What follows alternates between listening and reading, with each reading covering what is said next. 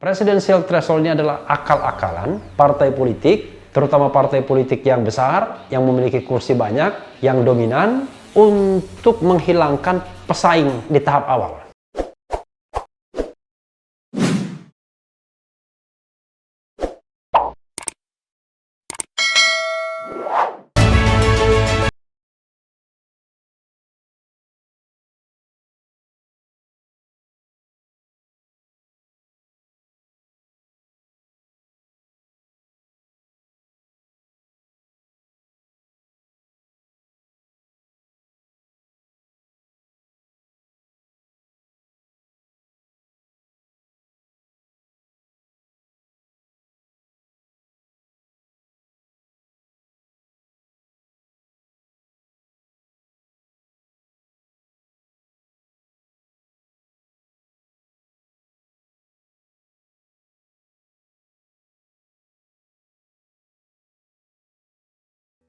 Assalamualaikum warahmatullahi wabarakatuh, Sobat RH sekalian. Saya tidak bicara jumlah lagi di channel ini, karena ini tidak hanya untuk Sobat RH, tapi untuk semua yang menonton video ini, terutama insan-insan media massa. Saya ingin menyampaikan satu hal, yaitu keputusan, kesepakatan dari kami, Koalisi Aksi Menyelamatkan Indonesia. Hari ini, tanggal 26 Agustus, hari Rabu, kami bertemu dan berkumpul di antara deklarator. Jumlah deklaratornya kira-kira 150, yang hadir ya mungkin hampir 100 orang. Jadi membicarakan banyak hal. Salah satu yang dibicarakan adalah mengenai bahwa kami sepakat menghilangkan presidensial threshold atau ambang batas untuk mengajukan calon presiden dan wakil presiden, pasangan calon presiden dan wakil presiden. Sobat RH sekalian, insan media dan semuanya yang menonton video ini, kita tahu bahwa berdasarkan undang-undang yang ada saat ini, Undang-Undang Nomor 7 2017, threshold atau presidensial threshold itu ditentukan 20% kursi DPR atau 25% suara nasional dalam pemilu anggota DPR. Saat ini di parlemen ada 9 partai politik, mulai dari yang terbesar PDIP sampai yang terkecil P3. Jadi partai zaman Orde Baru semua sesungguhnya. PDIP kan sebenarnya warisan dari PDI, ini P3. Dan 9 partai inilah yang berhak untuk mengajukan calon presiden dan wakil presiden kalau basisnya adalah kursi yang 20%. Tapi kalau basisnya adalah suara, maka yang berhak ditambah lagi 7 partai. Yaitu yang ke-10 adalah Partai Bulan Bintang, kemudian Partai Hanura, Partai PKP, Partai Garuda, Partai Berkarya, PSI, dan Perindo. Jadi ada 16 partai politik yang berhak mengajukan calon presiden dan wakil presiden kalau basisnya adalah suara. Tapi kelazimannya biasanya basis utama akan ditentukan oleh jumlah kursi, karena selain persentasenya kecil, lebih kecil yaitu 20%, juga akan menentukan konstelasi kekuatan, karena the real partai inilah yang sebenarnya saat ini berkuasa di parlemen. Nah, sobat daerah sekalian, dalam pertemuan di daerah Sentul, Jawa Barat, Bogor, kami, Koalisi Aksi Menyelamatkan Indonesia, mengatakan tidak setuju dengan penerapan presidensial threshold dan menginginkan threshold itu 0%. Jadi sebenarnya bahasa 0% ini bahasa yang untuk halayak saja. Sesungguhnya tanpa atau tidak ada presidensial threshold sama sekali, tanpa ambang batas. Dengan demikian, kembali pada ketentuan pasal 6A ya, ayat 2 Undang-Undang Dasar 1945, bahwa pasangan calon presiden dan wakil presiden itu diajukan oleh partai politik atau gabungan partai politik peserta pemilihan umum sebelum pemilihan umum itu sendiri. Jadi Sobat RH, para penonton video ini, insan media sekalian, dengan ketentuan ini maka sepanjang suatu partai itu menjadi peserta pemilu, maka dia bisa mengajukan calon presiden dan calon wakil presiden. Nah, ini jauh lebih demokratis. Pertanyaannya adalah, mengapa kami mengusulkan hal ini? Pertama, usul seperti ini sebenarnya usul yang sudah banyak didukung oleh komponen society lainnya, termasuk para akademisi, para NGO, pengamat pemilu, dan lain sebagainya. Bisa dikatakan, ya hanya partai-partai besar terutama, parlemen, ya partai-partai di parlemen, yang menolak menghapuskan presidensial threshold ini karena alasan-alasan tertentu. Nah, kami, maksud saya adalah Koalisi Aksi Menyelamatkan Indonesia, melihat dua aspek mengapa presidensial threshold ini harus dihapuskan. Pertama adalah aspek konstitusi atau aspek hukum. Kalau kita baca ketentuan pasal 6A ayat 2, eksplisit jelas mengatakan sesungguhnya bahwa hak untuk mengajukan pasangan calon presiden dan wakil presiden itu adalah milik partai politik peserta pemilihan umum. Jadi sesungguhnya sepanjang suatu partai itu menjadi peserta pemilihan umum, harusnya yang bersangkutan, partai yang bersangkutan bisa mengajukan calon presiden dan wakil presiden. Dan kita tahu, Sobat Era sekalian, penonton video ini, insan pers sekalian, bahwa untuk menjadi peserta pemilihan umum itu tidak gampang juga. Jadi harus memiliki keterwakilan di 100% provinsi, kemudian di 75% jumlah kabupaten kota, lalu dari 75% kabupaten kota itu 50% kecamatan, ada kepengurusan perempuan, ada kantor tetap, dan ada keanggotaan. Jadi untuk menjadi peserta pemilihan umum itu sendiri sudah berdarah-darah, sehingga tidak heran kalau mereka seharusnya diganjar kesempatan untuk mengajukan calon presiden dan wakil presiden sendiri, dan itu sama sekali tidak bertentangan dengan konstitusi. Bahkan saya bisa mengatakan bahwa konstitusi memberikan kesempatan atau constitutional standing bagi setiap peserta pemilihan umum untuk mengajukan calon presiden dan wakil presiden. Maka seharusnya ketentuan yang membatasi itu, misalnya 20% kursi atau 25% suara, harusnya ketentuan yang dinyatakan inkonstitusional. Sayangnya memang sampai saat ini Mahkamah Konstitusi belum pada posisi itu.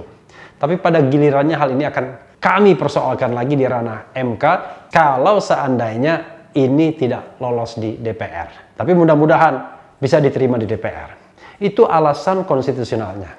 Alasan non-konstitusionalnya banyak sekali bisa kita ajukan mengapa presidensial threshold ini harus dihapuskan. Kalau kita bicara antara dampak baik dan dampak buruk, maka barangkali dampak buruk itu kita bisa membuat sebuah daftar yang panjang. Pertama-tama, presidensial threshold itu memunculkan fenomena candidacy buying.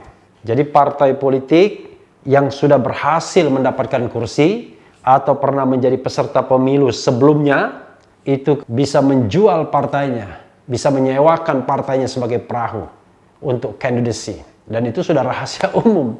Sebagai contoh misalnya Rizal Ramli pernah bercerita kepada saya, pada tahun 2009 dia ditawari untuk ikut dalam pemilihan presiden dan wakil presiden, didekati oleh partai politik, dan pada waktu itu yang dibutuhkan adalah uang 1,5 triliun. Coba bayangkan.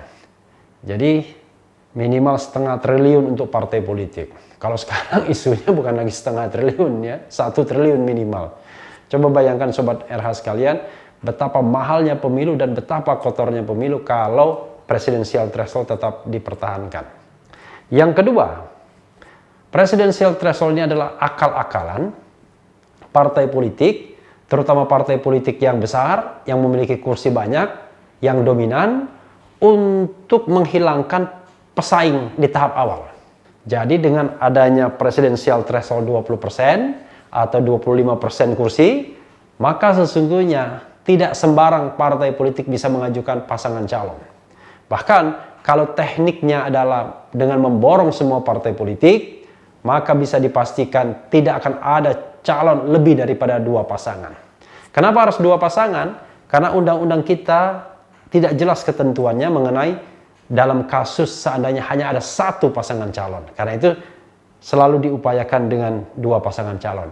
Kalau sekarang kita melihat konstelasi partai istana dan luar istana misalnya Sobat Era sekalian sebagai simulasi, maka partai luar istana yang terdiri dari Demokrat, PAN dan PKS itu menguasai kira-kira 22% kursi DPR. Artinya, kalau mereka mau mengajukan calon atau pasangan calon, mereka harus bergabung 3 partai ini. Sementara 6 partai istana, jadi PDIP, kemudian Golkar, Gerindra, Nasdem, PKB, dan P3 itu bisa kumpul jadi satu dan kemudian mengajukan satu pasangan calon. Coba, apakah menarik pemilu kita kalau setiap saat ada 2 pasangan calon? Toh di Amerika 2 pasangan calon juga? Enggak juga. Jadi di Amerika Serikat tidak selalu 2 pasangan calon. Sekarang ada pasangan calon lain dari Partai Libertarian kalau tidak salah. Karena yang penting prinsipnya, Sobat Era, ya penonton video ini dan kemudian media massa, yang penting prinsipnya bahwa demokrasi tidak menutup pintu. Jadi harus ada fair competition, ada open competition, tetapi ketika Anda masuk dalam kompetisi itu, maka Anda harus taat aturan. Nah, di Indonesia terbalik.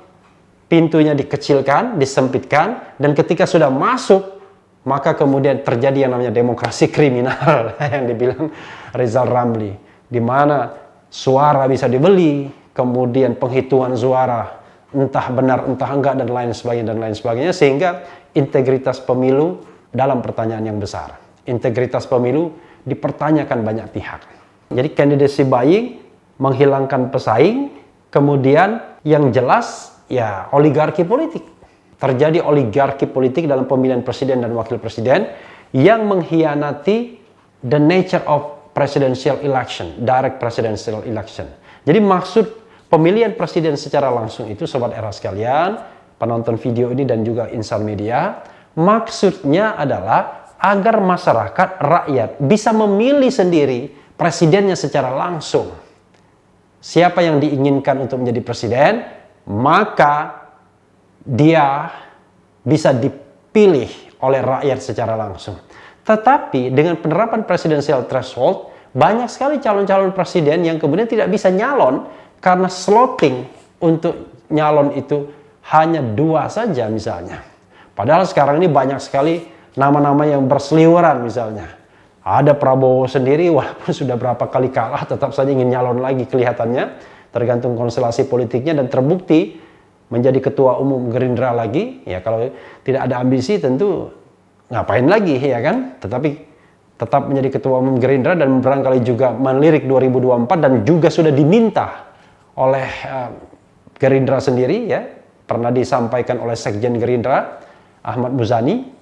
Lalu ada juga Ganjar Pranowo misalnya, ada juga Anies Baswedan, ada juga Ridwan Kamil, ada juga mungkin jago perempuannya Khofifah, ada juga calon-calon lainnya seperti AHY dan lain sebagainya.